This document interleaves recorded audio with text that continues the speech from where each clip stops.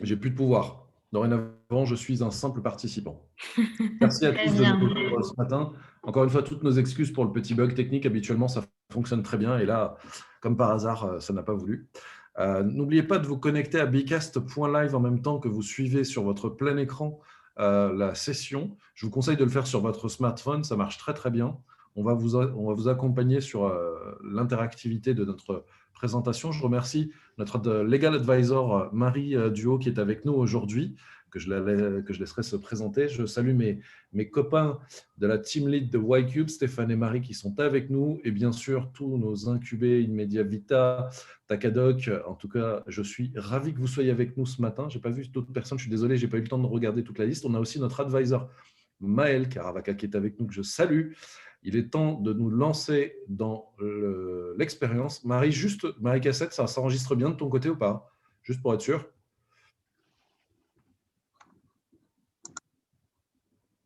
Vous voyez que ça s'enregistre de votre côté ou pas? Moi, je vois pas avec le partage d'écran. C'est Ok. bon, ça enregistre, tout est OK. Tout est Très OK. bien. Top départ, c'est parti. Allez, c'est parti. Bonjour à tous. Donc aujourd'hui, on va discuter de statut de société, de différentes formes de société, puisque quand vous avez une activité commerciale en général, vous souhaitez constituer une société. Donc moi, je suis avocate au barreau de Marseille, en particulier en droit des sociétés. Je fais aussi du droit maritime depuis plusieurs années et j'ai été juriste au préalable, mais l'activité entrepreneuriale me tentait vraiment et donc c'est pour ça que j'ai été avocate par la suite. J'ai été 2 fois entrepreneur, donc avocate et en même temps fondatrice de Entre Confrères, qui est une société au bénéfice des avocats et qui prône justement l'entrepreneuriat et le numérique. C'est important pour chacun d'entre vous de comprendre quel type de société choisir parce que c'est déterminant pour toute la suite de votre parcours juridique et ça peut avoir un impact dans le cadre de votre activité et en particulier le fonctionnement de la société passe par le juridique, que ce soit le fonctionnement prise de décision, mais aussi tout le fonctionnement comptable, administratif et juridique passe par les statuts. Les statuts, c'est vraiment la coquille, c'est ce qui structure votre société. Vous pouvez en général y mettre à peu près ce que vous voulez, mais pas tout le temps. Et c'est ce qu'on va voir aujourd'hui, puisque dans le système français, il y a quand même une grande souplesse, mais elle n'est pas illimitée. Et donc, il est bien important de définir quelle forme de société est la plus adaptée à votre projet. Et donc, on va voir, grâce à un parcours d'activité auquel je vais vous soumettre, quel type de société pourrait le plus vous correspondre.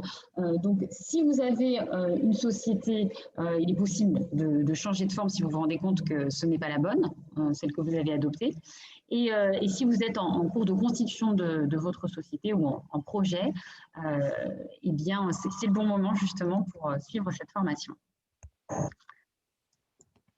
On va commencer par la première activité. Donc là, je lance l'activité. Si vous vous êtes tous connectés sur bcast.live et que vous avez entré le code de session N2MJ, comme indiqué au-dessus, vous allez voir la première activité qui pose la question « Quelle forme de société connaissez-vous » Donc allez-y, chacun peut participer.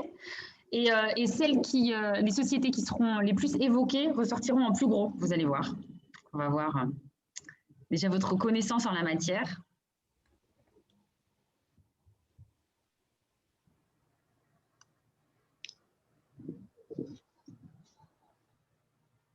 Il y a des bonnes réponses en tout cas. Je vous laisse quelques minutes pour répondre. Est-ce que quelqu'un peut gérer le chat?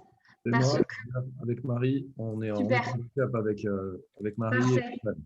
Parfait, parce que si je partage mon écran avec le chat, on ne va plus rien voir. Non, tu peux, on te remontrera les éléments. D'ailleurs, j'en profite, n'hésitez pas, comme je vous le disais, à interagir sur le chat. Le chat, pardon. vous posez vos questions, vous agissez, enfin, n'hésitez pas. Enfin, Oui, partagez n'hésitez ce que vous voulez, pas. on le remontera à Marie et on échangera sur le sujet. Tout à fait. Donc, intervenez par écrit ou par oral, hein, si vous avez des questions. Vous pouvez intervenir en plein milieu de la discussion. Il n'y a pas de souci. On va arrêter dans quelques minutes. Allez-y. Ouais, je pense que tu peux arrêter pour qu'on rattrape le retard un Allez, peu. très bien. Donc, je termine l'activité. Merci pour votre participation. Alors, les formes de société les plus connues de ce que l'on voit là, donc celles qui sont écrites en plus gros, c'est donc la SARL, effectivement, le URL, la SAS, auto-entrepreneur, SCI, SASU. Alors, je vais focaliser mon discours aujourd'hui sur les sociétés commerciales, puisque c'est celles qui vont être les plus utilisées pour vos projets. Par exemple, la SCI, elle sera moins utilisée puisque ce n'est pas une société commerciale, c'est une société civile immobilière. Donc ça, c'est plus pour vos projets professionnels ou personnels, mais différents de votre start-up. La SCOP, c'est pareil, c'est assez particulier. La SNC aussi. En revanche, on va discuter, donc alors, auto-entrepreneur, on en discute très brièvement. Maintenant, ça s'appelle la micro-entreprise. Et ce statut, ce n'est pas un statut de société, c'est un statut qui est particulier, en fait, qui est personnel, qui vous permet d'exercer une activité, mais sans constituer une société, rédiger des statuts et avoir des associés. C'est une bonne manière de débuter une activité puisque c'est pas trop coûteux. Mais là, on va vraiment focaliser la session d'aujourd'hui sur les sociétés commerciales. Donc, quand vous voulez constituer une société à plusieurs dans le cadre de votre activité commerciale.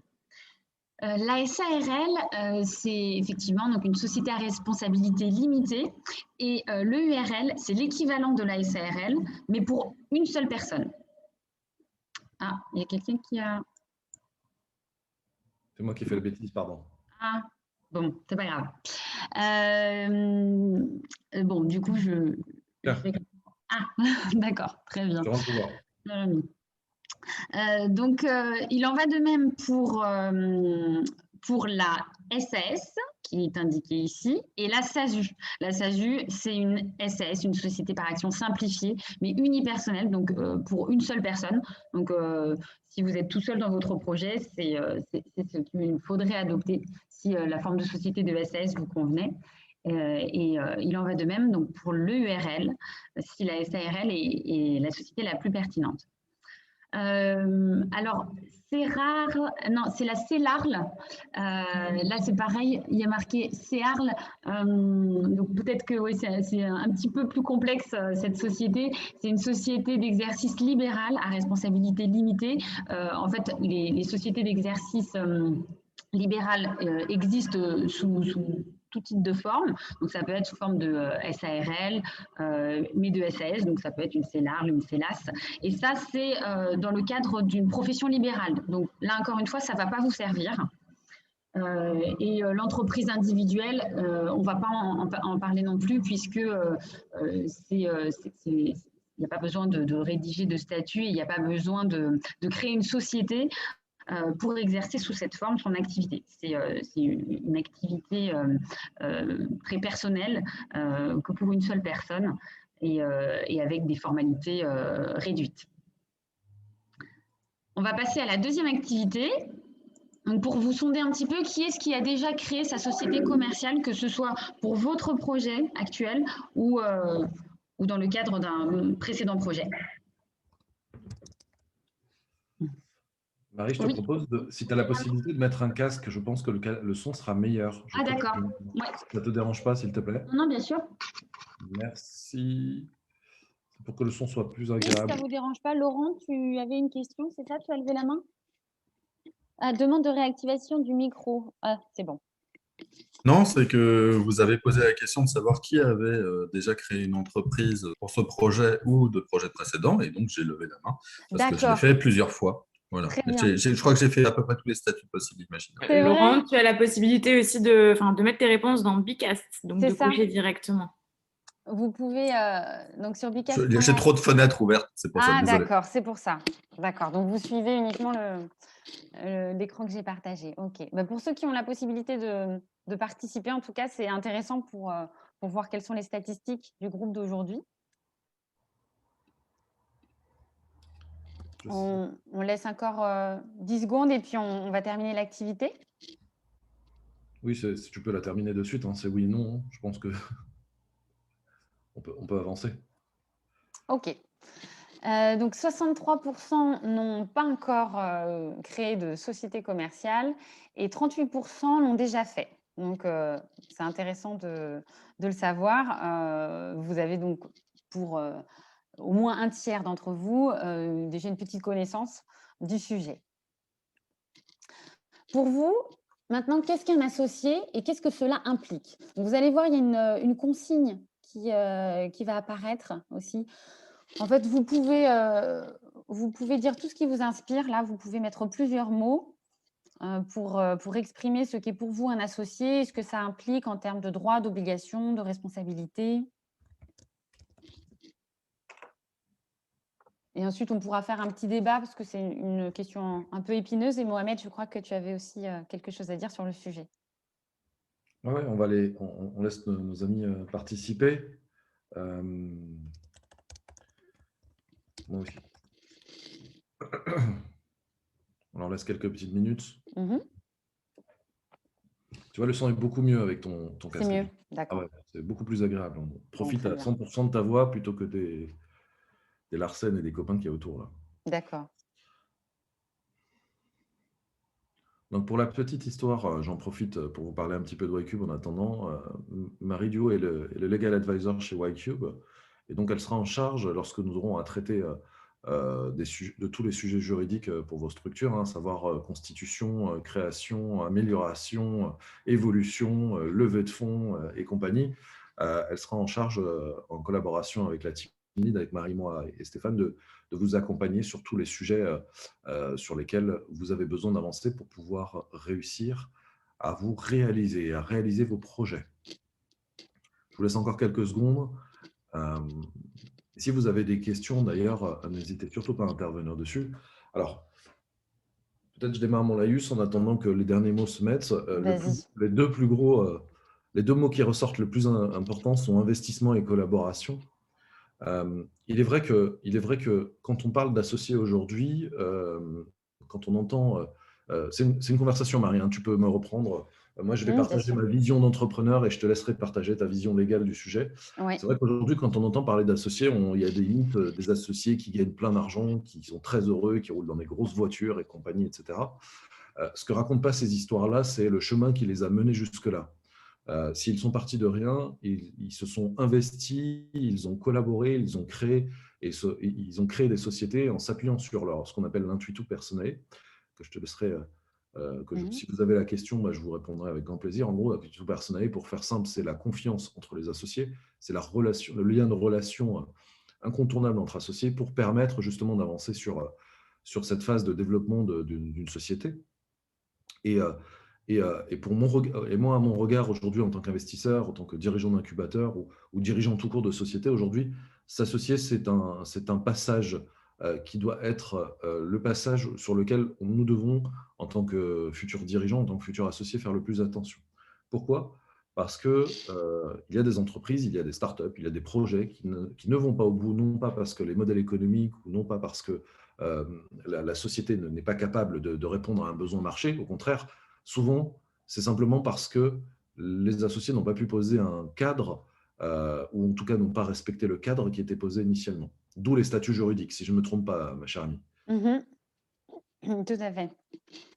En réalité, la rédaction des statuts est importante à la base parce que vous pouvez évidemment modifier cette rédaction, mais il faut que la majorité qui a été inscrite dans les statuts soit remportée pour pouvoir modifier les statuts. En général, c'est une majorité qui est assez conséquente pour modifier les statuts, puisque ça engage tout le monde. Et si on n'a pas bien posé les règles de départ, ça peut poser des difficultés. Il est important de vraiment bien s'entendre avec ses associés, puisque c'est un contrat, en fait, hein, la société qui vous lie dans le cadre de votre activité. Vous ne pouvez pas prendre une décision sans l'aval de vos associés. Que vous soyez associé, majoritaire, minoritaire, que vous soyez dirigeant, puisque le dirigeant a quelques pouvoirs, hein, on va le voir après, mais les grosses décisions, c'est l'Assemblée générale qui les prend, ou les organes de contrôle, et donc ça se prend à plusieurs. Donc c'est très important de s'associer avec les bonnes personnes. Et on voit justement que vous avez inscrit en gros collaboration. Effectivement, c'est de la collaboration en permanence, tous les jours. C'est de la confiance, effectivement. De toute façon, si quelque chose est engagé par l'un des associés, les autres le sauront et en pâtiront. Donc, il faut vraiment communiquer. C'est très important de partager tout ce que vous allez faire dans le cadre de la société. C'est une vision, effectivement, ça c'est un terme que l'on va voir après, c'est surtout l'objet social. Dans l'objet social, il décrypte l'activité, mais aussi la vision de la société. Donc là, en fait, on détaille toutes les notions principales de ce qu'est une société avant de voir quelle forme adopter, puisque c'est important de connaître le jargon. Investissement, effectivement, on va voir justement les différents apports quand on constitue une société ou quand on la poursuit en cours de vie de la société. Au cours de la vie de la société, il est possible de faire des investissements aussi quand on est associé. Donc, projet, oui, c'est la concrétisation d'un projet. Partage de capital, effectivement, on va voir d'ailleurs comment partager ce capital. Partenariat, oui. Une réaction dans le chat, Synergie. cher ami, si je peux me permettre de te couper. Oui. Une réaction dans le chat, Charlotte, qui nous demande qu'est-ce qu'il faut écrire, discuter pour réaliser un pacte d'associés, des statuts juridiques, surtout pour ne pas oublier de discuter d'un point important. J'ai envie de lui répondre une petite expérience qu'on a vécue ensemble il n'y a pas très longtemps sur la constitution d'une société. En fait, constituer une société, pour moi, en tant qu'entrepreneur, et c'est mon regard, je te laisserai donner ton regard d'avocat, c'est avant toute chose se faire accompagner. Je dis que, moi, c'est quelque chose que je dis et je répète dans tous les accompagnements, et pour ceux qui me connaissent, ils l'ont déjà entendu. Le point le plus important pour le développement de son activité, c'est de faire extrêmement attention et d'investir dans un accompagnement pour avoir les meilleurs statuts et avoir posé l'ensemble des règles initiales pour pouvoir avancer dans les meilleures conditions. Pourquoi je dis ça? Parce que beaucoup aujourd'hui d'entrepreneurs se disent « Ouais, 3 000 €, 1 500 €, 2 000 €, c'est super cher pour avoir un truc que je peux avoir gratuitement sur Internet. » Sauf que le problème, c'est que l'accompagnement de l'avocat, puisque c'est qu'un avocat qui peut vous accompagner, alors les experts comptables peuvent le faire aussi, mais je considère, moi, qu'un avocat en droit des sociétés est plus apte qu'un expert comptable à développer des statuts juridiques. Ça m'appartient, je vous laisserai vous-même vous faire votre propre idée. Hein, je respecte absolument les experts comptables. Hein, je ne dis pas qu'ils sont moins bons, je dis juste que chacun son travail. Je pense qu'un avocat en droit des affaires ne fait pas de comptabilité et de finance, sauf erreur de ma part.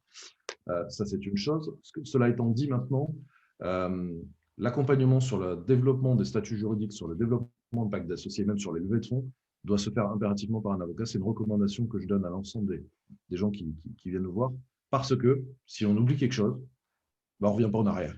Que ce soit sur un pacte d'associés, on est bloqué sur 5 ans. Que ce soit dans des statuts juridiques, pour revenir en arrière, il faut l'accord de tout le monde. Si je décide que Tartampion va avoir 3%, que moi j'en ai 97%, et puis Tartampion décide au bout de 6 mois que finalement il a envie d'en avoir 30%, mais moi je ne suis pas d'accord pour changer, c'est une histoire à se tirer les cheveux et avoir de l'anxiété gratuite pour rien. Donc l'important, c'est l'accompagnement de l'avocat. Et je le disais pour la petite histoire avec Marie, il y a un fil rouge qui est posé, et dans ce fil rouge-là, il faut poser des réponses qui sont des réponses validées par tout le monde, et derrière, ça permet de rédiger les statuts. Ça te va, ma chère amie? Qu'est-ce que tu en penses? Oui, absolument. C'est vrai que nous, quand on est avocat en droit des affaires, on fait du conseil, évidemment, donc on rédige des actes et on conseille nos clients. Mais parfois, on fait aussi du contentieux, et dans le cadre du droit des affaires, ce qui est dramatique, c'est Ah, C'est ça les bug. conflits entre associés. Ah, c'est bon. Et, C'est bon, ça. et c'est vraiment bloquant. C'est C'est bon, bon? c'est bon. Donc, oui, je disais que ce qui était dramatique, c'était les conflits entre associés et que c'est très fréquent et qu'en général, ça dure des années.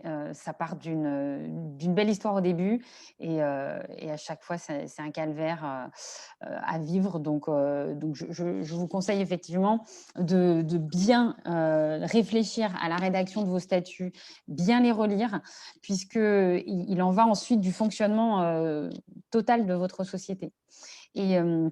Et si effectivement une clause est mal rédigée, ça peut avoir des conséquences dramatiques et mener la société à sa perte et aussi être très néfaste pour certains associés. Donc c'est vrai que cette rédaction est très importante. J'ai une autre question de Safia qui Oui. n'est pas en lien avec ce qu'on est en train de dire, mais je vais la prendre. Safia, bienvenue parmi nous. Merci de nous avoir rejoints. J'ai participé à une conf sur la levée de fonds. Il était recommandé de faire une SPF. C'est fonds commun de créances, elle croit. On fait ça comment? Vous en pensez quoi? Est-ce que tu préfères répondre ça plutôt à la fin, en avance? Ça te convient? Oui, plutôt. À la Oui, fin? parce que Ouais, c'est une question particulière. Je répondrai volontiers, plutôt à la fin. même en message privé. Mais c'est vrai que là, peut-être qu'on On on va peut faire traiter le général d'abord. avec plaisir.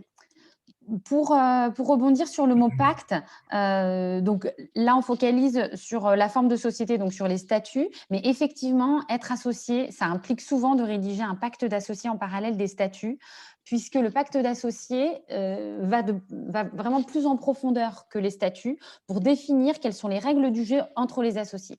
Donc, par exemple, qu'est-ce qui se passe quand un associé entre, quand il sort? Qu'est-ce qui se passe au niveau financier, au niveau de la prise de décision? Est-ce qu'il s'engage à trouver un associé remplaçant, entre guillemets, parce que c'était lui qui avait cette seule compétence, par exemple, dans telle matière, cette expertise qui est nécessaire à la vie ou à la survie de l'entreprise? Qu'est-ce qui se passe en cas de distribution de dividendes? Tout ça, ou de bénéfices, tout ça, ça va être rédigé très simplement dans les statuts, ces questions-là, et elles vont être débattues et détaillées beaucoup plus précisément dans le pacte d'associés. Donc, oui, les dividendes, donc c'est une notion que la plupart d'entre vous connaissent. C'est une manière de se rémunérer qui est souvent complémentaire à la rémunération technique, enfin pour la partie technique que l'on accomplit dans le cadre de la société. Bon, en général, quand une société est créée, elle ne se verse, enfin, ne verse pas de dividendes aux associés tout de suite. Les associés décident en général de garder un petit peu de bénéfices, de les conserver pour être crédibles, par exemple, pour faire une levée de fonds ou en tout cas pour accumuler une somme plus importante pour pouvoir se verser des dividendes plus tard et injecter dans la société pour continuer à la développer. Je ne vais pas rentrer dans les Oui. détails de tous les mots. On va passer, mais en tout cas, merci beaucoup. Vous avez pour la plupart bien compris la notion. Cette activité, je l'ai lancée, vous pouvez y participer. Quelles sont les 2 formes de sociétés les plus utilisées par les startups? En général, est-ce que ce sont les SAS, les SARL, les EURL, les SCM ou les SA?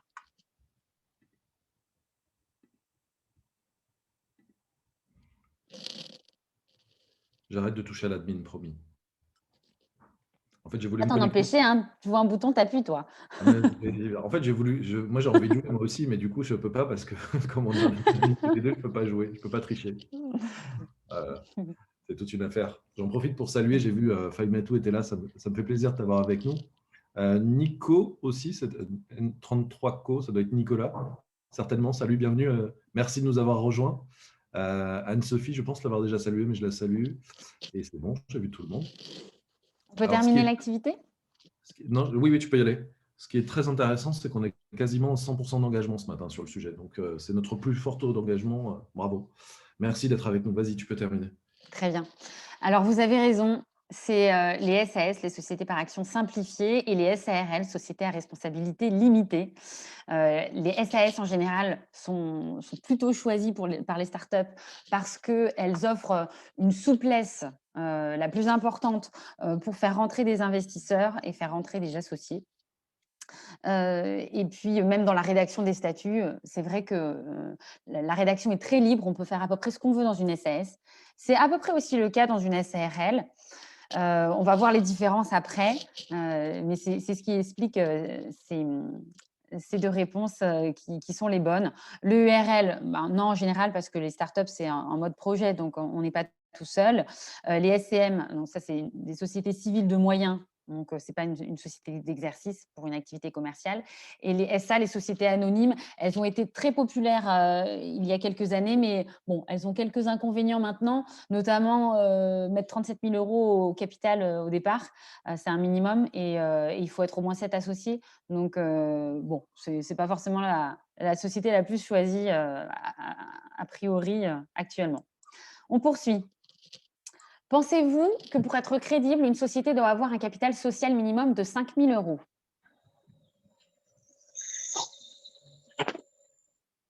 Donc là, c'est très rapide. Qu'est-ce que vous en pensez?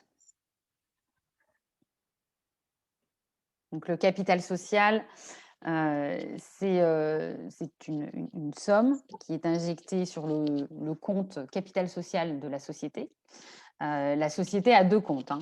Elle a un compte pour le capital social et un compte pour assurer la vie de la société. Et en général, le capital social est versé du compte capital social au compte activité pour pouvoir s'en servir. Donc, on peut verser à peu près ce qu'on veut au capital social et s'en servir tout de suite, hein. C'est un montant qui est indiqué sur les plateformes d'information des sociétés. Donc, c'est une information qui est publique. Donc, tout le monde peut connaître votre capital social. C'est une mention qu'on indique souvent aussi, en plus du siège social, du nom de la société, du numéro RCS. Donc, c'est quelque chose qui est public, qui n'est pas à négliger. Ah ben, on a pile poil 50-50. Certains sont plutôt pour et d'autres contre. Alors, c'est assez mitigé, en fait. Et vous avez raison, ça révèle bien les résultats. C'est qu'il n'y a pas de capital social minimum, hein. Pour créer une société commerciale, il faut un capital social d'un minimum de 1 €. Donc, à partir de 1 €, on peut créer une société. Ce qu'il faut bien comprendre, c'est que ce capital social est donc connu du public. Et donc, c'est vrai que si on a une société qui se veut internationale et qu'on a un capital social de 50 €, bon, on se dit, soit ils sont un peu pinces, ceux-là, ces associés, soit bon, la société ne va pas fort, ils n'ont pas voulu injecter beaucoup d'argent au capital social et donc c'est vrai que l'image de la société peut en ressortir un peu ternie. Après, bon, si on a un capital social de 1 000 €, c'est déjà bien. Mais c'est vrai que 5 000 €, ça assoit la société et quand on l'indique sur tous les documents juridiques que l'on signe, bon, bah, ça montre qu'on a du poids, mais ce n'est pas du tout un impératif. On va poursuivre. Sur le nom de la société. Donc là, c'est une activité où vous aurez plusieurs questions et vous pouvez y répondre de manière successive. Vous allez voir, elles ont toutes un rapport avec le nom, la dénomination sociale. C'est important de bien la choisir parce que sinon, encore une fois, on peut avoir des problèmes. Si on choisit une dénomination sociale qui est déjà utilisée, on peut nous demander de modifier cette dénomination sociale. Et donc, toute l'image qui a été créée autour de cette première dénomination sociale doit être jetée à la poubelle et on doit recommencer à zéro. Donc, c'est vraiment très important de bien le choisir dès le début. Et ça, vous pouvez le faire tout seul, hein, déjà pour choisir le nom de la société. Ah voilà, c'est bon. C'est parce que Faimato avait coupé son micro, du coup, on entendait tout. C'est bon, tout va bien. Pardon. D'accord.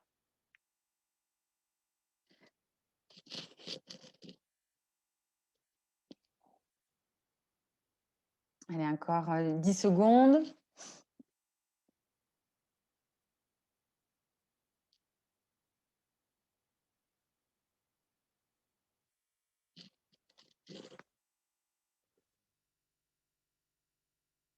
On va terminer l'activité.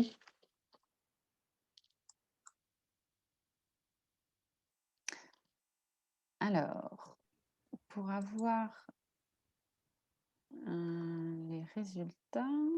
Là, tu les as en progression. Et Ah, si tu cliques sur la... pour détailler, Non, ils ne détailleront pas. mince. Ah, c'est dommage parce que c'était intéressant de voir les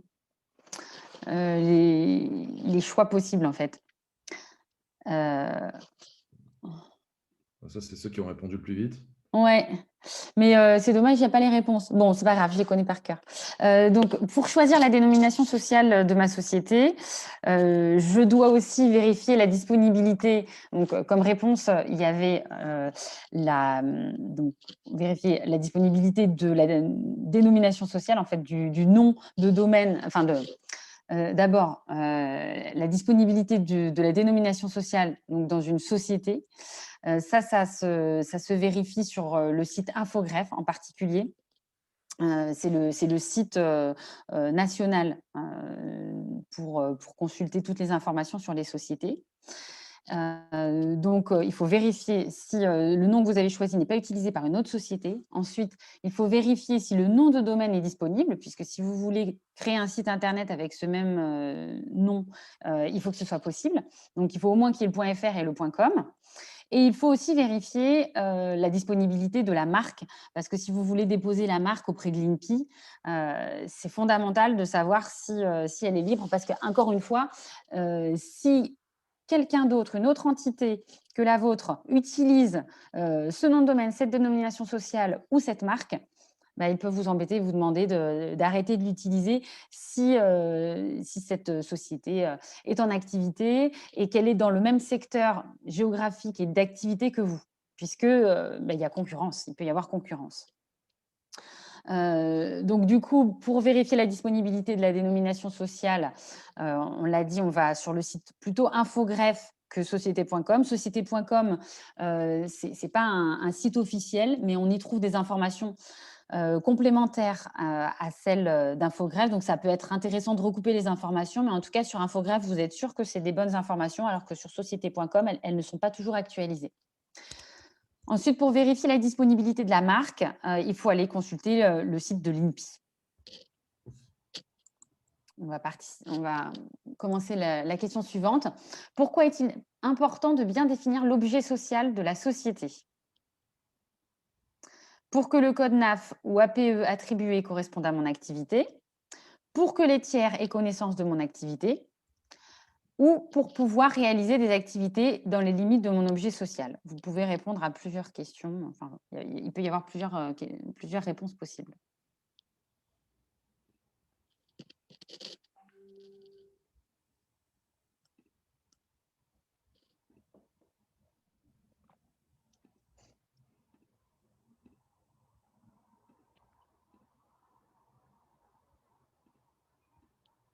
Allez, encore quelques secondes et on va donner les réponses.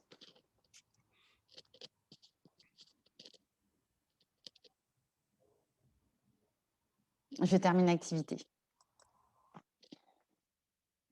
Eh bien, vous avez à peu près tous les bonnes réponses. En fait, bon, il aurait fallu que ce soit 100% pour les 3 réponses. Les 3 réponses sont les bonnes.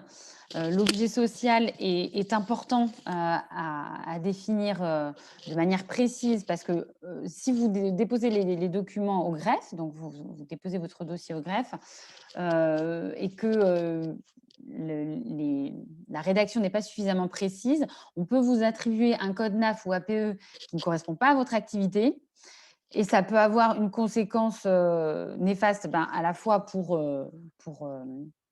l'image de votre société, parce qu'on va croire que vous exercez telle activité plutôt qu'une autre. Pareil pour la marque, vous allez être identifié sous ce code-là. Et donc, s'il y a une marque concurrente, il peut y avoir aussi un quiproquo.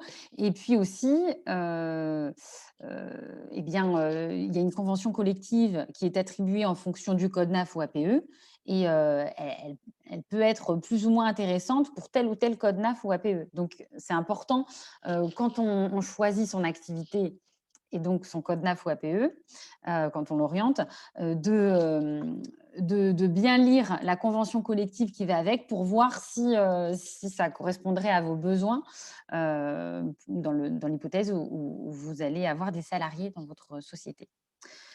Ensuite, c'est important de bien définir l'objet social de cette société pour que les tiers aient connaissance de votre activité. Comme je vous le disais, l'objet social, c'est une information qui est disponible sur Infogreffe, par exemple, et donc qui est connue de tous. Et pour pouvoir réaliser des activités dans les limites de mon objet social. Alors là, il est important de bien prendre conscience que vous ne pourrez exercer dans le cadre de votre société que dans les limites de l'objet social que vous aurez défini. Donc, vous ne pouvez pas aller au-delà, sinon il faut le modifier. Donc, il faut bien y réfléchir avant parce que sinon, c'est toujours des coûts supplémentaires, des formalités à accomplir. C'est toujours du temps et de l'argent perdu. Toujours sur ce même thème, doit-on plutôt définir un objet social large ou restreint?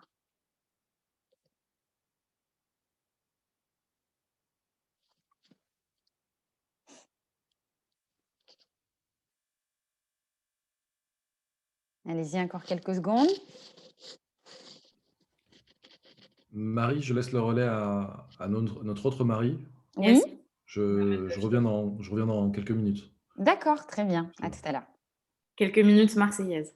Donc vers 13h, vous serez tous en train de manger. Allez, on termine l'activité. Donc, vous êtes tous d'accord sur le fait de définir un objet social de façon large. C'est plutôt ce qu'on a tendance à faire, effectivement. Mais il faut quand même être précis dans le sens où il faut quand même que l'on comprenne quelle est votre activité. Vous ne pouvez pas tout mettre parce que sinon, vous pourrez être retoqué. Et puis sinon, pareil, le code NAF ou APE qui va vous être attribué ne correspondra pas forcément à votre activité réelle. Donc, il ne faut pas qu'il soit trop restreint pour vous permettre d'exercer toutes les activités que vous avez envisagées.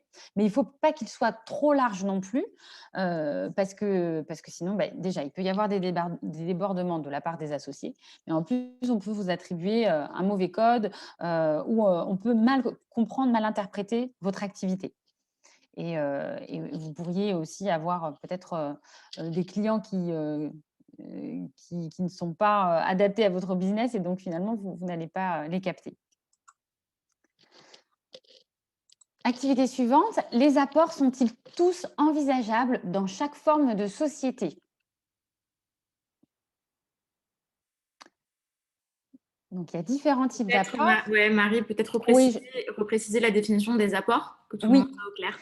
tout à fait. Alors, les apports peuvent être réalisés, comme je le disais tout à l'heure, à la constitution de la société ou en cours de vie de la société. Il s'agit des apports en numéraire le plus souvent, donc c'est une somme d'argent. Il peut s'agir d'apports en nature. Donc là, ce sont des biens matériels ou immatériels qui peuvent être apportés à la société. Donc, par exemple, ça peut être une voiture ou des meubles. Il faut faire attention à la nomination d'un commissaire aux apports qui est nécessaire dans certains types de sociétés. À partir de 30 000 € en général dans les SAS et les SARL. Et donc, dès que vous dépassez 30 000 € sur les apports en nature, il faut faire appel à un commissaire aux apports. Ça coûte à peu près 1 500 € de faire un rapport d'expertise par cette personne, mais c'est impératif, c'est obligatoire. Et il y a un troisième type d'apport qui est l'apport en industrie. Donc ça, c'est le travail que les associés vont apporter. Et donc, on va en discuter après, mais ce sont des apports qui sont réduits au minimum, en fait, dans la comptabilisation ensuite des apports de chacun. Celui qui n'a apporté qu'en industrie, il aura toujours moins de parts sociales ou d'actions que ceux qui ont apporté en numéraire ou en nature. Et pourtant, c'est souvent la plus grosse partie du travail. C'est souvent ce qui est le plus valorisé et qui a le plus de valeur lors d'une levée de fonds, par exemple. On considère les heures passées. mais en termes, en tout cas, comptables et juridiques, ça n'a pas grande valeur. On va terminer l'activité. Alors, 50% pensent que oui, les apports sont tous envisageables dans chaque forme de société. Et 50% non. Ceux qui ont répondu non ont raison parce que bon, c'est presque le cas pour toutes les sociétés, sauf pour les SA, les sociétés par action, où par exemple les apports en industrie sont impossibles. Donc, dans toutes les autres sociétés, il y a ces 3 apports que l'on peut retrouver, mais pas dans les SA. On poursuit avec cette question-là. Avec qui dois-je discuter de la répartition du capital social entre les futurs associés de ma société commerciale?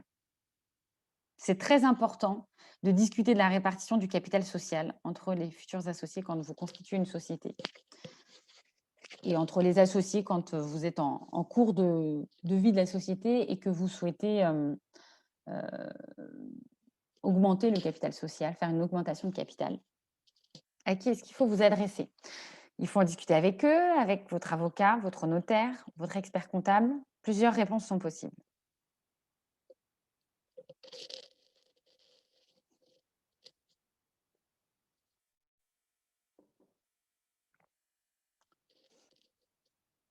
Encore quelques secondes.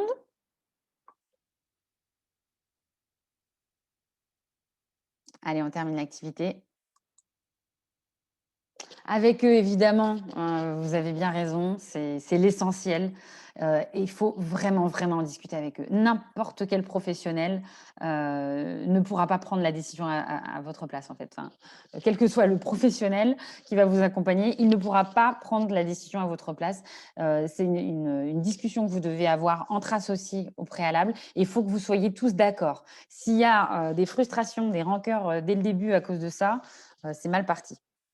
Ensuite, avec votre avocat, c'est important, bien évidemment, puisqu'il saura vous expliquer toutes les conséquences de cette répartition du capital social. Avec votre expert comptable, bien sûr, c'est important aussi parce que la partie chiffrée, là, le concerne. Donc, qu'est-ce que vous devez discuter avec votre expert comptable s'agissant de la constitution d'une société? D'une part, la répartition du capital social entre les associés et d'autre part, l'exercice comptable. Donc, quand est-ce que vous devez clôturer l'exercice comptable? Donc, est-ce qu'il se fait sur une année civile ou est-ce que c'est plus intéressant de le faire sur une autre année? Donc, par exemple, pour les activités saisonnières, c'est plus intéressant d'adapter l'exercice comptable qui est en fait une photographie. Le bilan, c'est une photographie à un moment T des finances de la société. Donc, ça peut être plus intéressant d'avoir cette photographie quand les comptes sont renfloués. Et puis, oui, un autre point que vous pouvez discuter aussi avec votre expert comptable, si votre avocat n'est pas fiscaliste, c'est quel régime fiscal adopter lorsqu'on est associé et que l'on crée une société. Ça, on va en discuter après. Et avec votre notaire, non, en fait, pas tellement, parce que dans le cadre d'une activité commerciale, en tout cas, il ne saura pas trop vous orienter, alors que dans le cadre d'une société civile immobilière, par exemple, là, c'est très important d'aller consulter votre notaire. Donc, si vous voulez constituer une start-up, c'est souvent moins utile. Si, en revanche, vous avez une activité plutôt personnelle et qu'il y a une histoire de donation, de succession, là, c'est très important de solliciter un notaire. Laurent, je crois que tu as levé la main. Oui, non, c'est juste que pour le notaire, ça peut être important, juste à un moment, ça dépend de votre rapport dans le capital, c'est de séparer les activités par rapport à votre famille. Oui. Alors, dans le cadre d'une SARL et d'une SAS, donc, qui sont les sociétés les plus courantes, la responsabilité est limitée aux apports. Donc, en général, c'est limité, cette question est évacuée, sauf si vous êtes marié ou pacsé, donc marié sous le régime de la communauté ou pacsé sous le régime de l'indivision. Donc là, vous partagez tout. Il est important, si votre avocat n'est pas alerte sur ces questions-là, d'en discuter avec votre notaire parce que s'il y a séparation, c'est la catastrophe.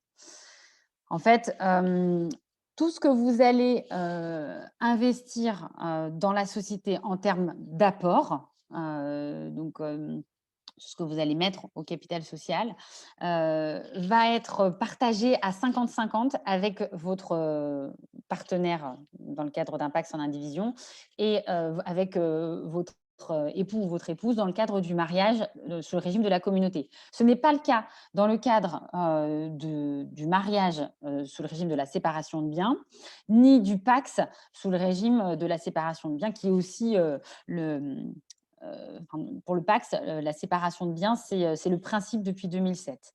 Donc, cette question est vraiment très importante et je ne sais pas si ceux qui ont créé une société l'avaient fait comme ça, mais en tout cas, nous, quand on rédige des statuts, on annexe toujours l'accord du conjoint dans le cadre du régime de la communauté pour les personnes mariées et de l'indivision pour les personnes pacsées.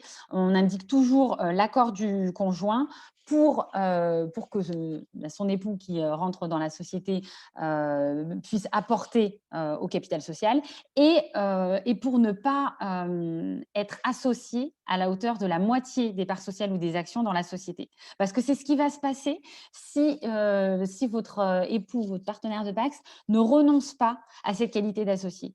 Il va devoir l'associé qui est marié ou pacsé sous ces régimes-là va devoir partager la moitié de ses parts avec son ex-époux s'il y a séparation. Donc là, c'est dramatique. Beaucoup de contentieux là-dessus aussi. On a une question de Safia qui Oui. nous demande est-ce que les dépenses qu'on a eues pour créer la société, comme du coaching, de l'accompagnement, peuvent être mises au capital lors de la création de la société? Et oui, absolument.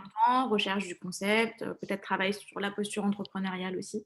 Tout à fait. N'hésite pas à allumer ton micro pour préciser ta question et échanger avec Marie.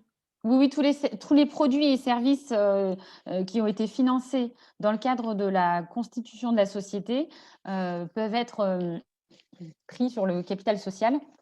Et même si ça a été des dépenses qui ont été réalisées avant la constitution de la société, vous pouvez ensuite demander à votre expert comptable, avec justificatif, de vous faire rembourser, entre guillemets, ces dépenses-là. Et donc, quand vous n'avez pas encore de compte de vie de la société, vous pouvez engager des dépenses personnelles qui vous seront ensuite remboursées quand la société le pourra. Alors, est-ce que ce sera remboursé au compte courant d'associé ou est-ce que ce sera remboursé au capital? Alors, ce sera remboursé au compte courant d'associé. Mais vous pouvez utiliser à la fois vos deniers personnels au début, avant que même le capital social ne soit déposé sur le compte. Et vous pouvez aussi vous faire rembourser toutes les sommes qui auront été injectées au titre de compte courant d'associé au cours de la vie de la société, si la société peut se le permettre. Et le capital social, en revanche, donc vous pouvez effectivement l'utiliser, hein, c'est fait pour ça, c'est fait pour être utilisé. Si vous dépensez les 5 000 € que vous avez mis au capital au début, eh bien, il n'y a pas de souci. Il faut juste, mais on ne va pas rentrer dans les détails là, que pendant plusieurs années, ensuite, le capital social ne soit pas inférieur à un certain montant, puisque sinon, la société peut tomber en redressement judiciaire et puis en liquidation. Mais là, ce n'est pas l'objet de cette intervention. Il est déjà 10h30. Mais on pourra en rediscuter pour ceux que ça intéresse. Question suivante, donc c'est sous la forme de tableau. Est-ce que vous pouvez citer le nom des dirigeants dans ces différentes formes de société? Comment s'appellent les dirigeants dans les SAS, dans les SARL et dans les SA? Donc ça fait partie des différences dans les formes de société qui peuvent être choisies. Et ça peut avoir un impact aussi, on va voir les responsabilités de chacun, mais je vous laisse d'abord compléter.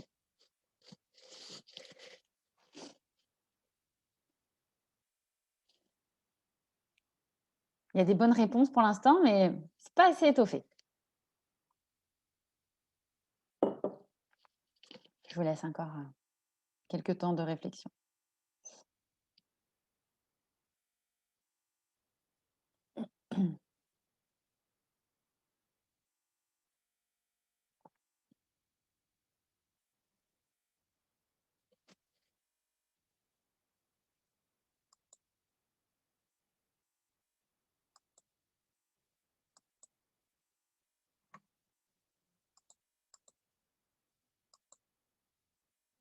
Allez, encore quelques petites secondes.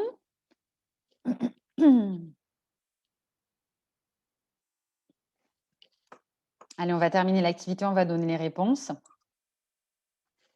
Alors, pour les SAS, effectivement, le président, c'est une bonne réponse. Dirigeant, c'est un terme générique pour tous les types de sociétés. Donc, ça peut s'appliquer à toutes les sociétés, mais en général, on précise. Donc, oui, dans une SAS, on parle de président, mais il peut y avoir effectivement un directeur général. Et le président et le directeur général peuvent avoir les mêmes pouvoirs et les mêmes responsabilités. En fait, ils vont être responsables des actes de la société à l'égard des tiers, notamment. Et donc, si le président décide d'indiquer dans les statuts que le directeur général a les mêmes pouvoirs que lui, c'est tout à fait possible. En fait, les associés le décident au début ou quand ils modifient les statuts. Donc, le directeur général et le président peuvent avoir les mêmes pouvoirs, mais il est possible de définir aussi dans les statuts que le président aura plus de pouvoir et de responsabilité que le directeur général. Le directeur général ne peut pas avoir plus de pouvoir que le président. Et il peut y avoir plusieurs directeurs généraux. Donc, le fait d'être président ou directeur général dans une SAS, ça engage quand même pas mal.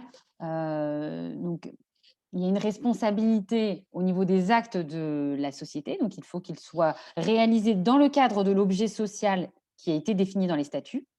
S'il dépasse cet objet social, mettons une start-up qui travaille dans les cosmétiques bio.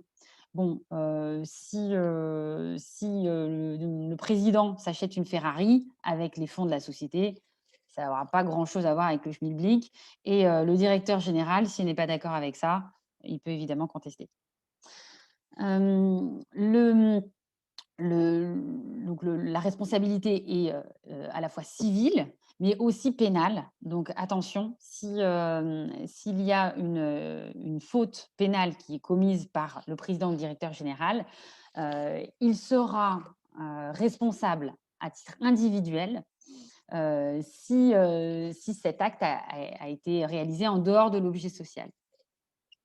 S'il est réalisé dans le cadre de l'objet social, il y a contentieux très souvent et ça peut être le point qui va engager des poursuites judiciaires aussi et donc la société pourrait en pâtir. Donc attention, le fait d'être dirigeant, c'est des responsabilités, mais pas tant que ça, hein, c'est pas non plus un travail astronomique, hein, ne vous en faites pas pour ceux qui veulent s'engager dans ces rôles-là. C'est la plupart du temps juste signer des papiers pour engager la société. Et donc, s'il y a plusieurs dirigeants, ça peut faciliter les choses pour signer ces papiers et pour les actes courants de la société. En général, il est indiqué dans les statuts jusqu'à quelle hauteur, hein, jusqu'à quel montant le président et le directeur général peuvent engager les fonds de la société. Dans le cadre de la SARL, effectivement, c'est un gérant. Il peut y avoir des co-gérants qui ont les mêmes pouvoirs. Et donc, les fonctions sont à peu près les mêmes que dans la SAS. C'est surtout responsabilité pour la société et qui engage vis-à-vis des associés et des tiers. Dans le cadre de la société anonyme, il y a un président et il peut y avoir, oui, des directeurs. Alors, il y a des organes de contrôle qui sont notamment le conseil d'administration et le conseil de surveillance. Donc, c'est un système un petit peu plus complexe que dans les SAS et les SARL. Dans les SAS, il est possible de mettre en place ces organes de contrôle à titre facultatif, si vous le souhaitez, si vous l'envisagez, si vous voulez qu'il y ait plusieurs stades de prise de décision. Autrement, les prises de décision seront prises par les dirigeants et par l'Assemblée générale des associés. Activité suivante, dans quelle forme de société un organe d'administration et ou de contrôle peut être intégré? Bon, je vais donner la réponse. On va voir si vous avez été attentif.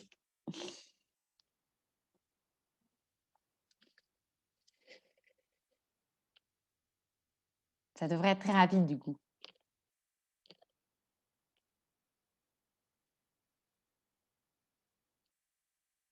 Allez, on termine l'activité. Tout à fait. Donc, les SA, c'est prévu et les SAS, c'est facultatif. Pas possible dans les SARL ni les SNC. SNC, c'est société en nom collectif, qui n'a pas grand-chose à voir avec l'activité d'une start-up en général. Donc, c'est pour ça qu'on n'en parle pas. Maintenant, pour la fiscalité appliquée aux bénéfices de la société. Donc là, cette activité vous permet de placer donc, les réponses IS pour impôt sur les sociétés et IR, impôt sur le revenu, dans les cases correspondantes. Donc, quand il y en a plusieurs, vous pouvez le mettre à cheval entre plusieurs cases.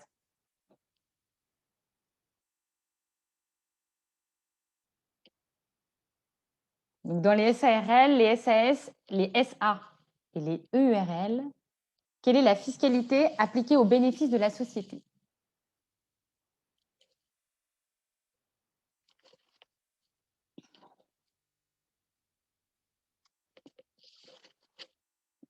Il y a une fiscalité de principe et parfois, il peut y avoir une option qui peut être envisageable. Encore quelques secondes. Oui, il y a une question de Laurent. Non?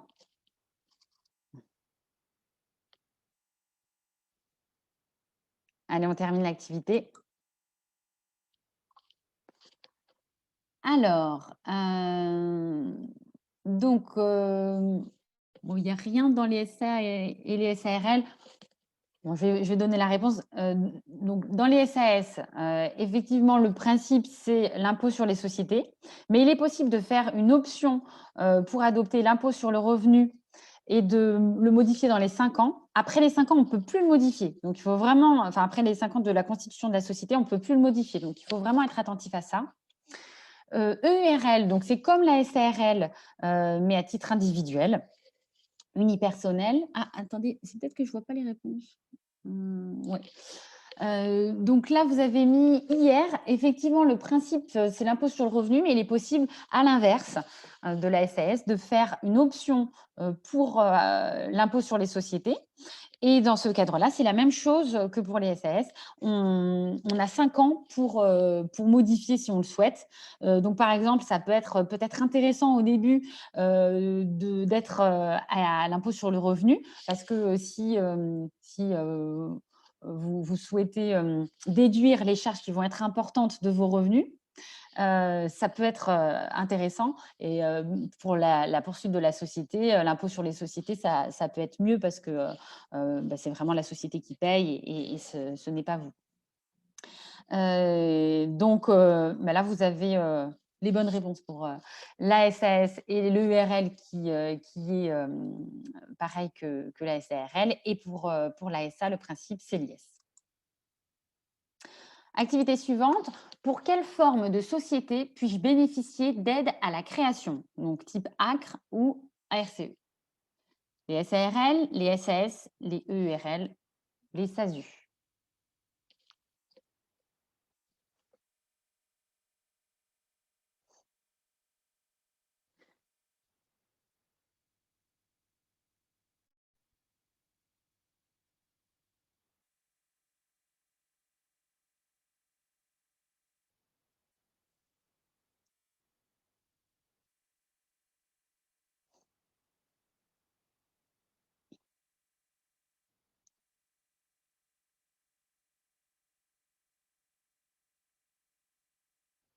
Je termine l'activité.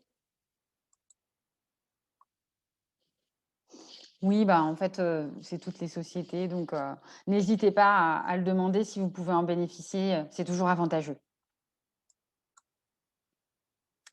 Autre activité, la responsabilité des associés est-elle aussi limitée dans une SAS que dans une SARL? J'ai aussi donné la réponse en début de séance. On va voir si vous avez retenu ou c'était au milieu.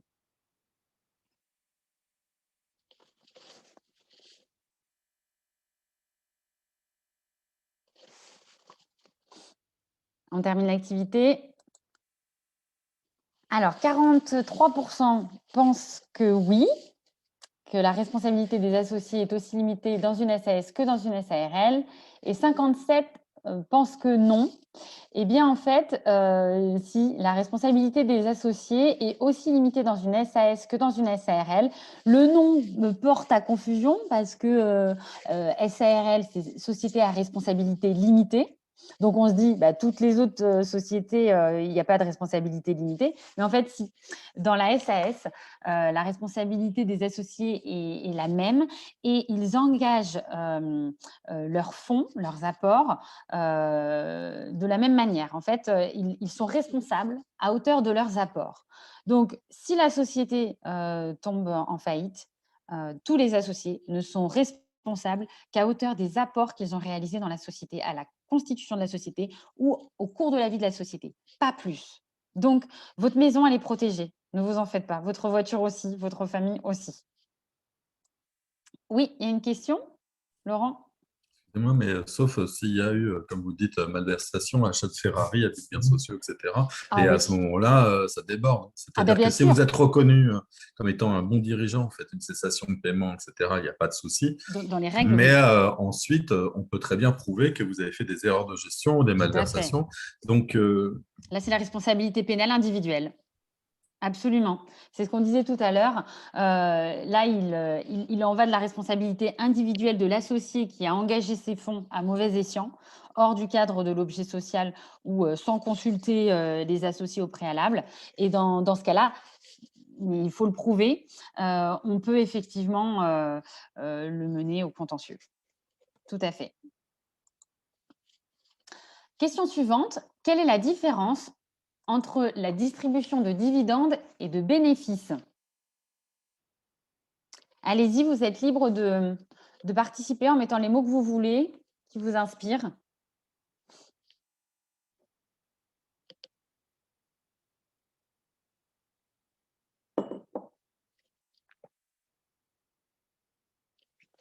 Donc là, on parle de rémunération d'associés. Donc, ça peut être intéressant pour vous de bien comprendre cette notion.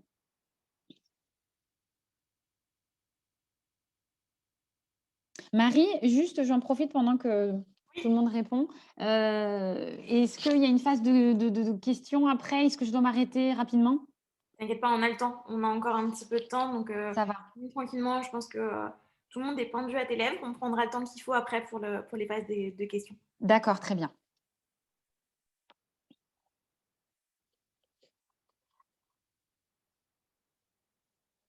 Allez, on termine l'activité.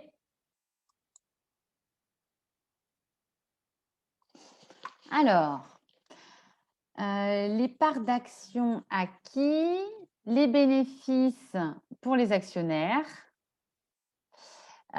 C'est pas tout à fait ça. Capital, c'est pas tout à fait ça non plus. Participation, forme juridique. Les dividendes sont pour les associés selon la forme juridique. Ouais, en fait, les dividendes s'appliquent aux actionnaires. Et dans l'hypothèse où on a choisi pour sa société, donc pour les bénéfices de sa société, l'imposition sur les sociétés et pas sur le revenu. Et dans l'hypothèse où on a choisi l'impôt sur le revenu, ce qui va être dégagé de la société, ce sont les bénéfices. Alors que dans le cadre de l'impôt sur les sociétés, ça s'appelle les dividendes. et la fiscalité ne va pas être identique. Donc, là encore, c'est quand même intéressant de bien choisir son régime fiscal et sa forme de société. Puisque quand c'est une SAS, par principe, ce sera des dividendes. Si c'est une SARL, par principe, ce sera des bénéfices, mais vous pouvez faire l'option pour l'impôt sur le revenu ou l'impôt sur les sociétés. Et donc, ça peut avoir des conséquences ensuite sur le versement de ces dividendes ou de ces bénéfices. Ce que je disais tout à l'heure, c'est que dans tous les cas, la distribution de dividendes ou de bénéfices se fait rarement les premières années pour pouvoir faire vivre la société, pour la développer et pour lui permettre de faire encore plus de bénéfices ou une levée de fonds. Après c'est vraiment aux associés de décider dans le cadre d'une assemblée générale d'associés. Donc, en général, c'est dans le cadre de l'assemblée générale annuelle de la société qui permet aussi de statuer sur l'approbation des comptes, etc. Et donc, si la société est en bonne santé et qu'il n'y a pas trop de fonds à engager pour son activité, et qu'il y a donc, par exemple un fonds de roulement impératif, etc., eh bien, il est possible de faire une distribution de dividendes ou de bénéfices. C'est une rémunération qui peut être unique pour les associés, mais qui peut être aussi complémentaire à un salaire ou, bon, là, on ne parle pas de rémunération, mais au versement au remboursement de comptes courants d'associés aussi, parce que en général, au début de la vie d'une société, le temps qu'elle fasse des bénéfices, on met de l'eau au moulin et donc on injecte pas mal d'apports en numéraire, en fait. On injecte pas mal d'argent dans la société, mais que l'on veut récupérer après, donc qui ne sont pas inscrits au capital social, mais qui sont des apports en compte courant d'associés et qui peuvent être remboursés à tout moment de la vie de la société, si la société peut se le permettre. Et là, encore une fois, il faut l'accord des associés. On ne peut pas faire n'importe quoi et se rembourser quand on souhaite ses comptes courants d'associés. Maintenant, part sociale ou action? Dans quelle forme de société parle-t-on de part sociale et dans quelle forme de société parle-t-on d'action?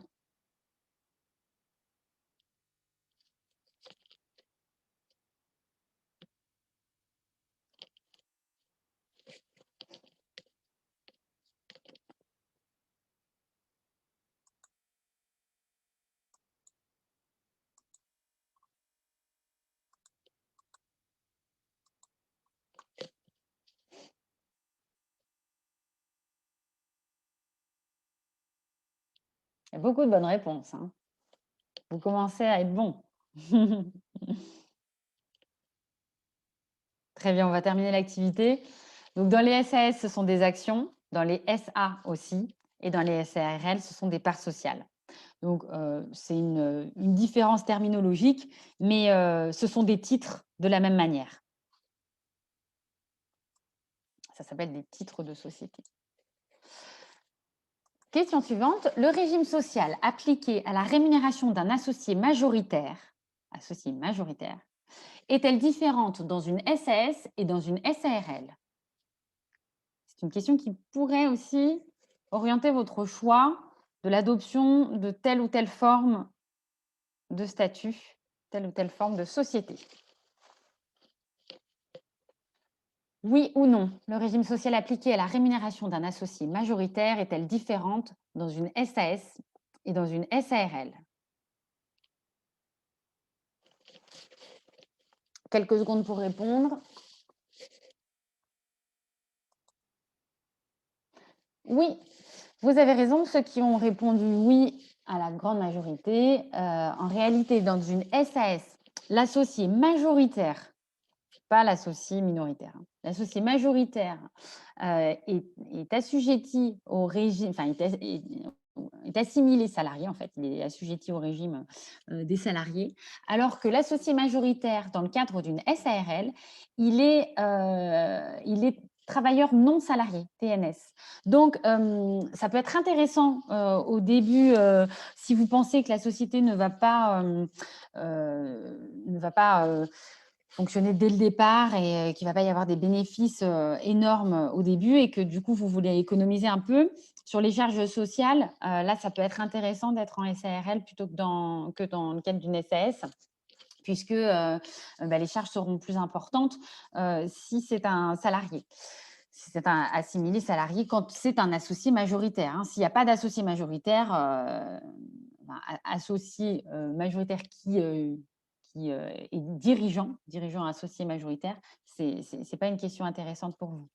Mais s'il y a un dirigeant associé majoritaire dans votre société, ça peut être intéressant de se poser la question. Dans une SAS, il sera plus protégé au niveau de la sécurité sociale et de tout le régime en fait, de protection des salariés, mais du coup, ça coûtera plus cher à la société. En revanche, si vous voulez faire des économies sur ces charges sociales, une SARL pourrait être plus pertinente pour cette question-là, en tout cas. Mais encore une fois, l'associé gérant majoritaire sera moins protégé que s'il était salarié.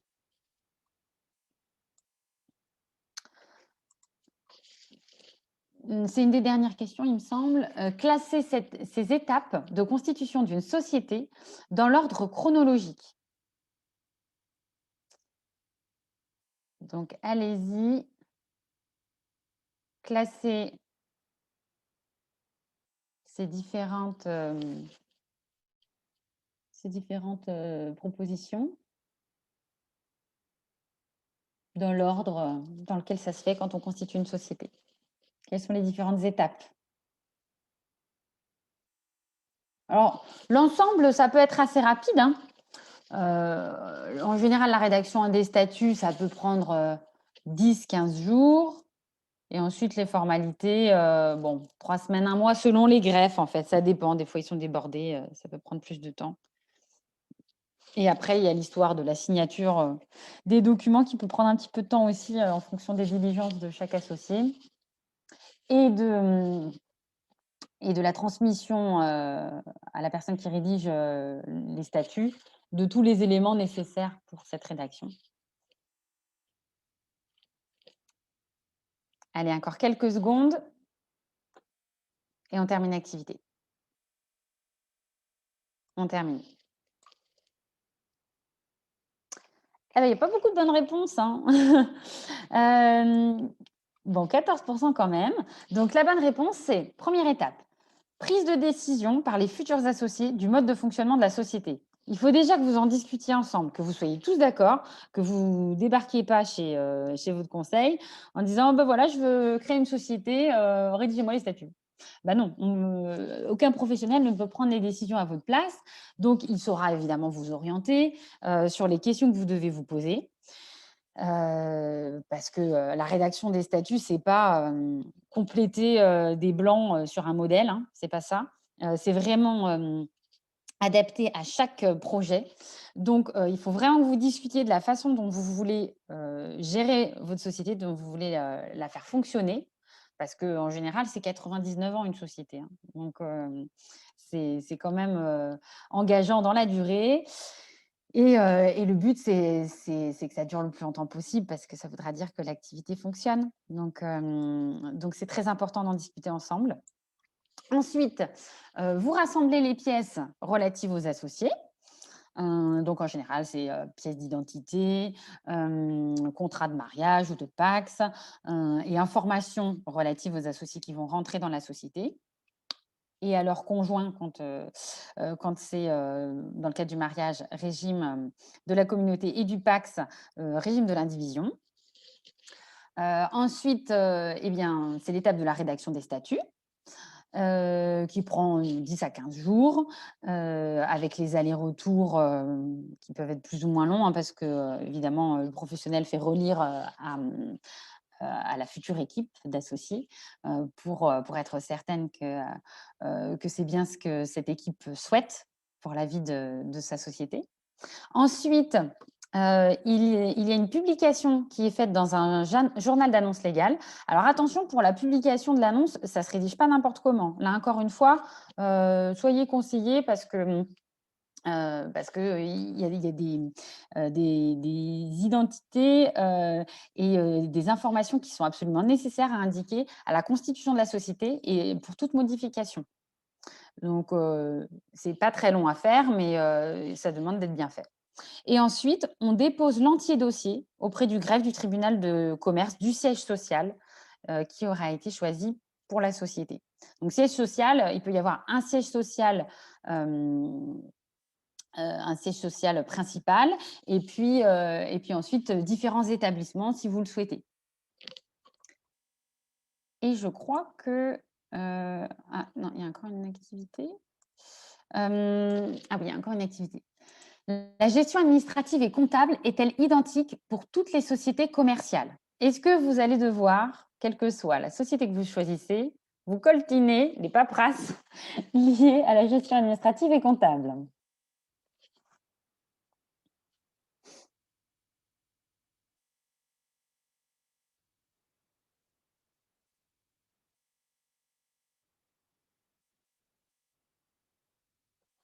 Oui, non. On termine l'activité. Eh bien si, en fait, vous aurez les mêmes tâches à accomplir. Je les ai détaillées en explication. Donc, vous devrez procéder à l'approbation annuelle des comptes et fournir les mêmes documents à votre comptable, votre expert comptable. C'est un point embêtant mais nécessaire pour avoir ensuite une vue précise de l'activité de la société et pouvoir se projeter pour faire des projets. Et maintenant, avez-vous envie de constituer une société après tout ça?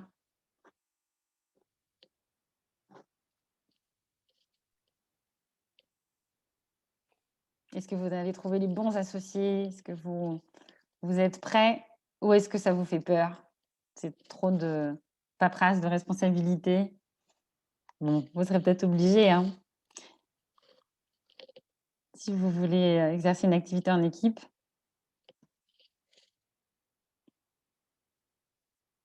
On va terminer l'activité.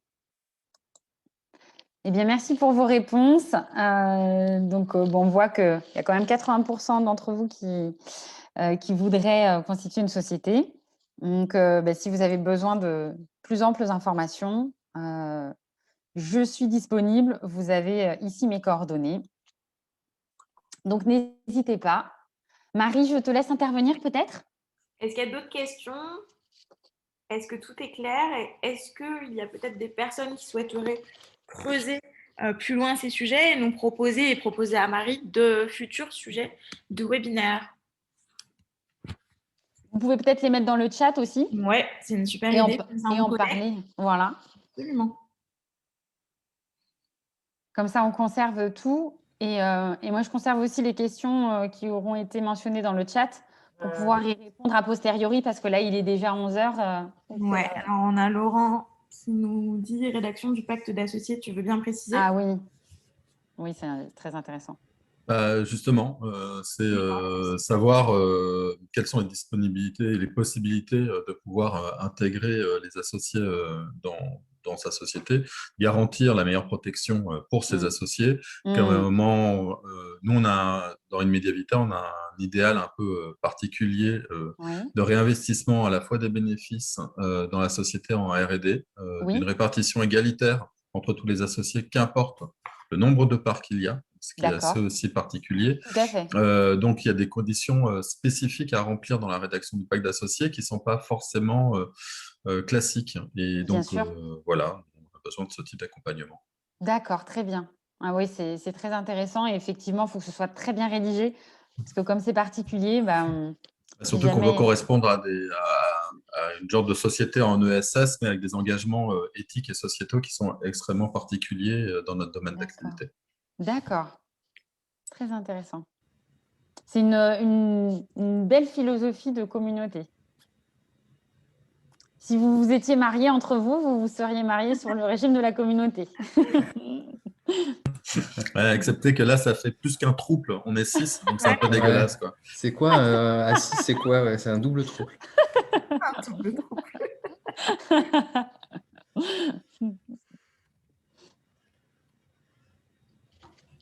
Safia qui nous dit ce qu'il faut prévoir dans les levées de fonds, statut dividende. Et Fahimatou qui nous dit... Ça a coupé, je n'ai pas entendu.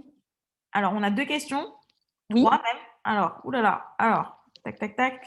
Fahimatou qui nous dit le contenu d'un pacte d'associés, des contrats et des conventions de partenariat. Valentin qui nous pose la question, qui nous dit faire les mêmes webinaires mais orientés pour les sociétés civiles. Oui. Et Safia qui nous demande ce qu'il faut prévoir lors des levées de fonds, statut, dividendes, etc. Très bien. Eh bien, on peut prévoir tout ça quand vous voulez. Super. D'autres questions?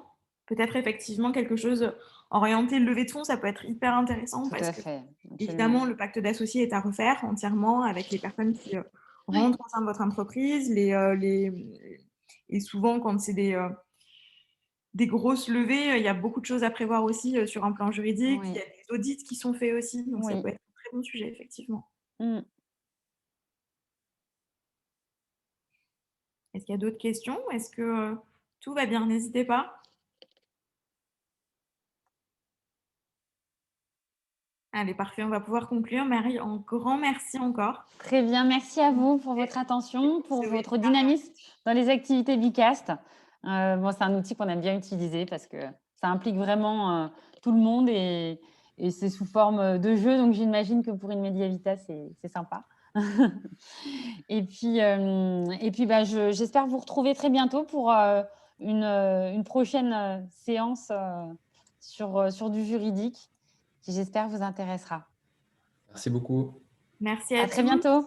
Merci beaucoup. Et Mohamed et moi restons disponibles si vous avez des questions aussi sur Waycube, sur l'incubation ou toute autre question concernant la création d'une start-up ou d'une entreprise. Bonne journée. Merci, bonne journée. Bonne journée. J'arrête le partage d'écran.